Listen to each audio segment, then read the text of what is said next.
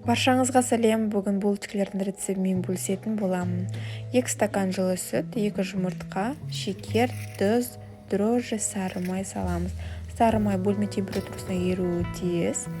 Және де ондай 5-6 стакан немесе плюс-минус оның түріне де байланысты болып келеді. Електен өткізіп, барлығын араластырып еліп аламыз.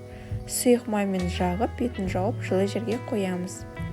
Тестамызды көтерілген соң, ыдысымызды майлап, булочкалардың өзіміздің қалауынша формасын жасап, противенге салып, бетін тағы да жауып қоямыз. Көтерілген соң, бетіне жұмыртқаның сарысын сүт қосып араластырып, бетіне жағамыз.